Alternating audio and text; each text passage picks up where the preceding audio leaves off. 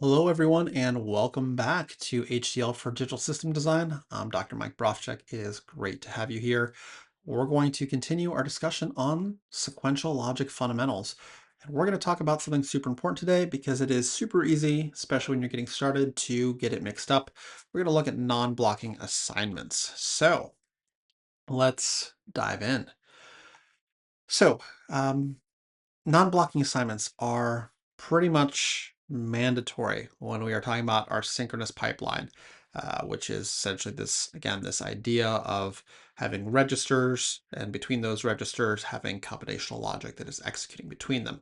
So when you look at CPUs, network switches, every GPU, you're going to find these.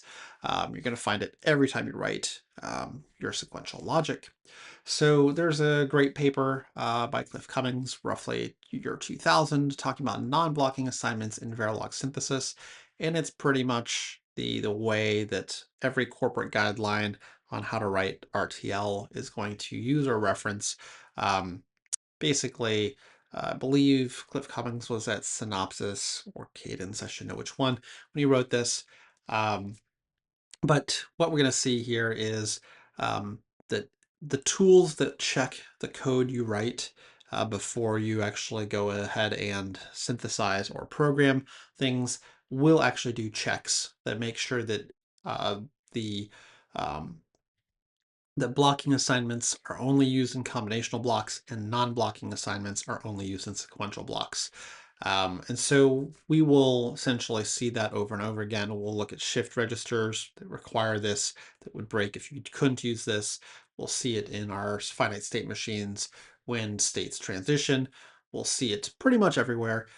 Prior slides, prior explanations, things that we did, only used the blocking assignment, the equal sign in our ALU. But today we're going to basically see the counterpart to that when we talk about sequential logic and see why mixing and matching them is probably one of the most expensive bugs you could have in RTL. So um, basically you might think, oh, well, this new symbol, this non-blocking assignment, this less than equal to symbol, it's just an assignment. Maybe there's a delay or something that makes it a little different. Um, variables get their new values as the lines execute. Maybe that's how you think. It's actually not the case at all. It's actually not really an assignment at all. It's more of like a scheduling of, hey, when this ends, when this combinational block ends, we are going to make this assignment into our registers. So you can think of all the signals that you want to capture at the positive edge of the clock. You need to basically have those stated. You want to basically say, oh, I want to capture all of these signals when the time comes. So that's exactly what this says here. Each non-blocking assignment here says, at the end of this time step, please update the left-hand side to this value. All the right-hand expressions are evaluated using the pre-edged values. So what was the value before? And basically only after the whole block finishes are these updates going to apply all at once atomically.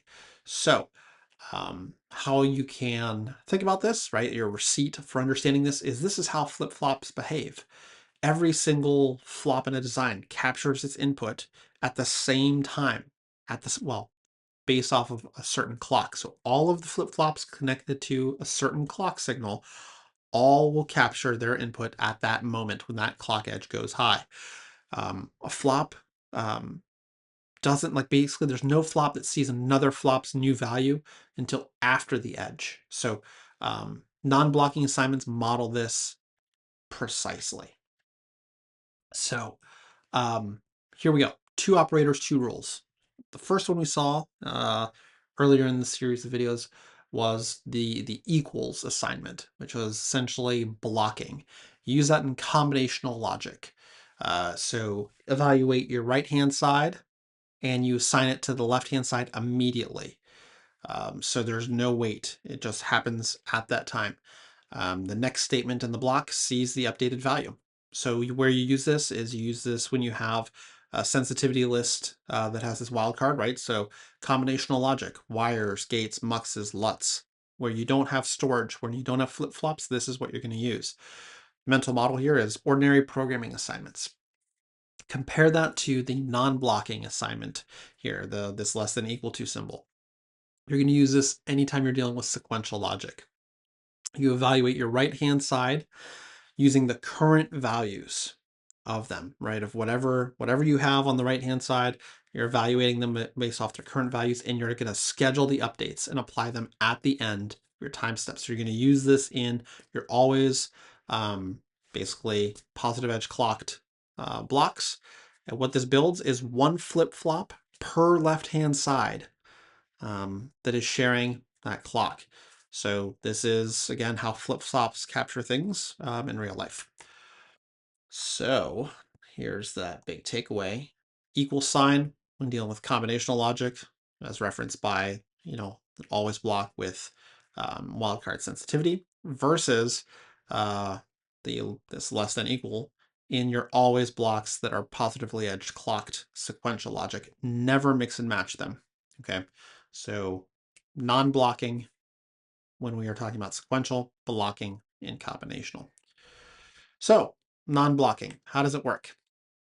On a clock edge, evaluate all the right-hand side expressions using the current pre-edge values. Schedule all the updates, nothing has changed yet. And then when that clock edge goes high, all of the scheduled updates happen simultaneously at the end of the time step. This is what hardware really does. You capture the inputs at the same physical instance, and no other flop is going to see anything until that edge hits. So, execution model, maybe to help you think about this. Think of blocking when we're talking about um, what we've seen before, right? Basically, what we have is the idea that our always block here begin, and we have statements running one after another. B equals A, C equals B. If we were to do this, register step by step, start A is 1, B is 2, C is 3, just as some starting point. After time unit 1, we would have, or not even time unit, just order of operations, we would have A is 1, B is 1. B is updated immediately, and then when we hit element, that's next line, C equals B, you would get A is 1, B is 1, C is 1. All of these happen one statement at a time immediately. Versus our non-blocking space here, right? Positive edge clock triggered. We have B gets the value of A and C gets the value of B. And basically these two statements are going to happen simultaneously based off of prior values. So imagine that A is 1, B is 2, and C is 3 when we start off this example. What's going to happen is we schedule this. So first thing is we're going to assign the value of B to A. So A is 1 here, and we're going to assign that to B. Okay, so that's one thing. So at the end of this cycle, B will become 1. And then on this one, C becomes B. Well, B currently has the value of 2. At the end of this cycle, C will become 2. And so that's exactly what we see here. We've planned this out. We've scheduled it. And at the end of this phase, and that phase is denoted by this clock edge going high, A is still 1. We never changed A, right? If you look here, we never assigned A to anything in here. But B took on the value that A was, and C took on the value that B was. So they both update together at the exact moment in time. This is the behavior we would likely expect if we were writing a statement like this. All right, so together, let's look at this two-stage pipeline, and let's look at it if we do it wrong. So what we have here is a positive edge clock, and what we have are blocking assignments, B equals A and C equals B. Well, because these are blocking assignments here, they will happen instantaneously. So B will get the value of A, and C will also get the value of A, right? Because essentially if this happens first, B gets the value of whatever A was, and then we're going to use that immediately in the next line. So B equals A, C equals A equals A. No pipelining at all. We don't see any of that behavior. What we actually wanted was we wanted to schedule these. We wanted B to become A and C to become B at the same time, right? We wanted basically the values to shift by 1. And so that's actually the slight difference here is we use the non-blocking assignment operator here instead of the blocking assignment operator. Okay. So what this looks like in hardware, again, just another description. Um, if we again have our always block with our wildcard sensitivity list here, we've got combinational on this left side, right? And B equals A, C equals B. What we've created here is a very long wire, right? With A and C just directly connected, and B is in the middle here, but we've just created one very long wire. There's no clock, no state. A and C are basically wired together. Versus in the sequential realm, right? What we actually wanted, right, is we have here positive edge clocked. We want A, basically we want B to become A and C to become B. So that's essentially what we have right here. We have A being fed into B here, and B being fed into C here. And so we're going to get essentially this very nice shifting pattern. One at a time, things will shift. Okay, so pause for a second, see if you can do this. Assume that A toggles between 1 and 0 over and over again. And the starting values for B and C are also 0. What will B and C look like after 4 edges of a clock if we are using non-blocking assignments? So go ahead and try to draw that out, and I'll give you a moment. Unpause the video when you've got it. All right, so what we get at time step 1 on the first click, well, A is 1. That's what we started off, toggling at 1. So that means B will become 1 and C will remain at 0, right? Because essentially B is 0 in that first clock cycle. All right, in cycle 2, well, A goes down to 0, so that's fine. B becomes 0 because that's how this is assigned. And C becomes 1 because that was the prior value of B, right? So what we basically get is the value of A shifts immediately to B, and the value of B shifts into C over and over again. So that is essentially the cycle that we're going to see over and over again.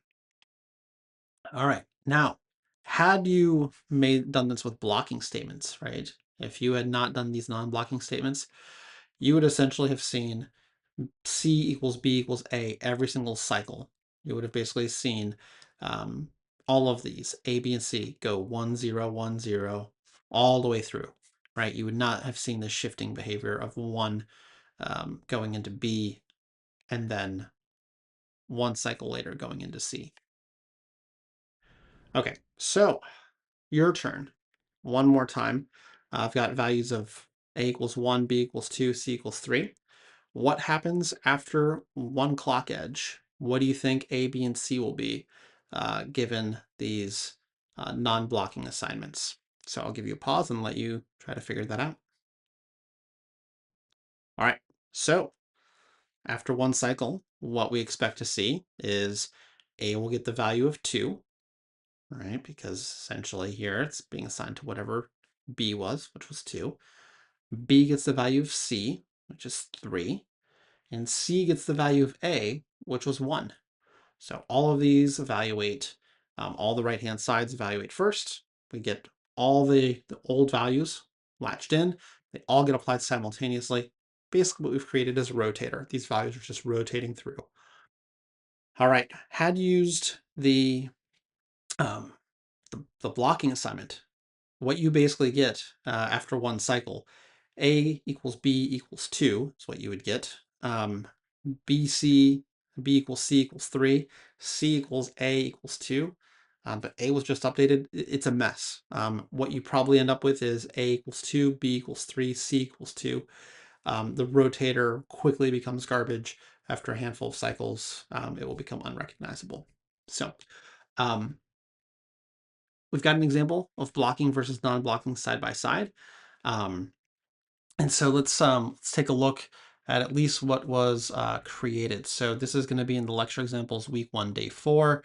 segment 2, example 1. So let's look real quick at our terminal here. And let's go to the right location for us today.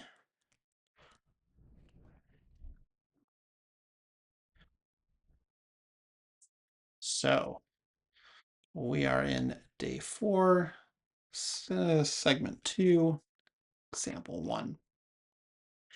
And so what we can do is we can do a make sim here real quick.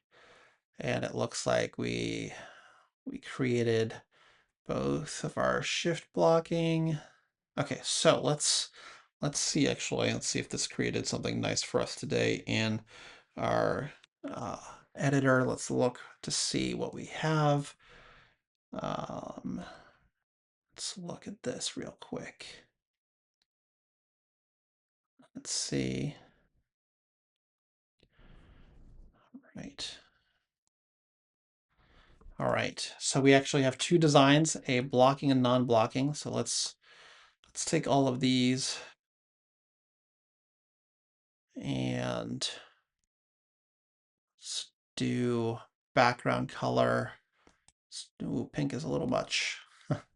So the blocking, which is not what we want, let's make that a uh, pink on yellow. I don't know if that's rendering nicely. Let's try one more time here. Let's do um, blue on yellow. Sure. So this is the this is blocking, and let's see if we can add in actually. Let's insert a divider here. Not quite there. I want it at the top. Let's give ourselves a little note potentially, and let's call this blocking, just so that we remember. And then down here, let's add another divider for the non-blocking. Let's rename to non-blocking. I'll do the symbol there also so that you... All right, so, all right, we have both. Let me rename one more time, just so that we're super clear. And now let me also add the non-blocking one here. Okay, so blocking and non-blocking. So what we have here on the blocking assignment, so this is if we use the equal sign. Notice here we have our input D coming in, and input D right here we don't have, right, here's the positive edge of the clock, so it reads a 0, so nothing.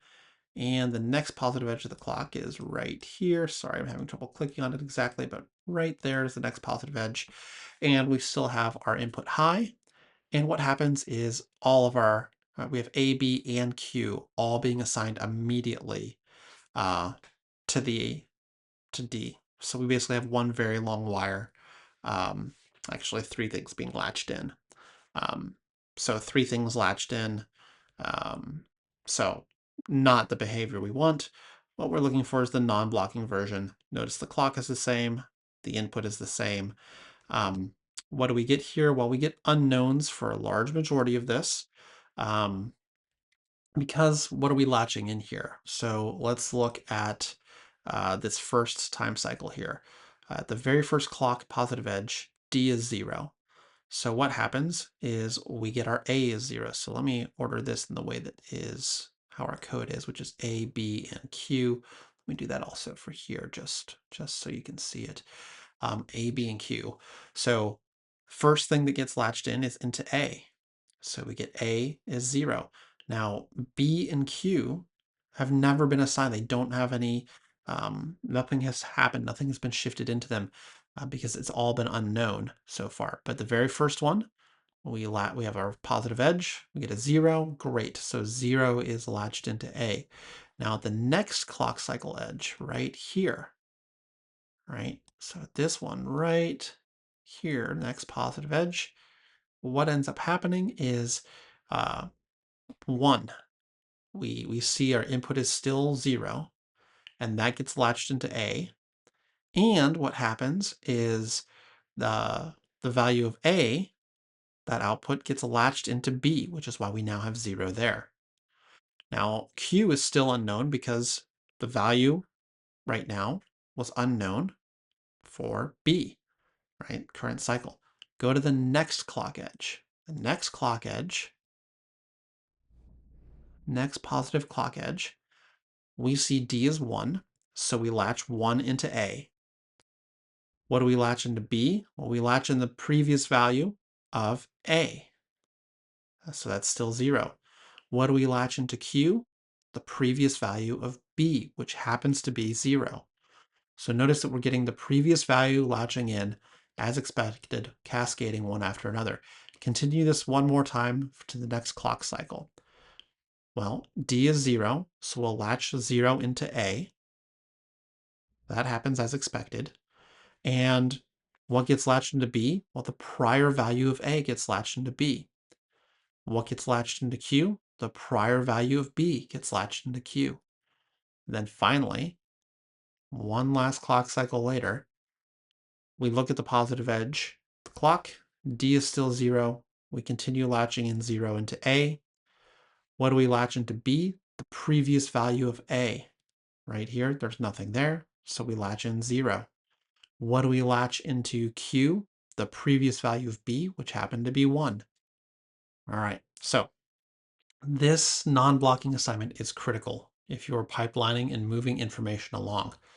If you use blocking assignments, as shown in the top here, you're basically not getting the behavior you want. You're creating one very long wire. You're latching that information, right? That you are storing information, but this is not what you expect, right? You basically stored one piece of information across all 3 elements when you use blocking assignments. Okay, so let's go back. All right, so if we actually were to look at what the tool built, the blocking one is going to create one deep flip-flop, which is exactly what we wanted. No, well, so it's not at all what we wanted. We basically are storing essentially one piece of information across 3 things. The non-blocking version is creating 3 flops so that we get that cascading behavior. Basically from the start, our input into A, into B, to the output Q.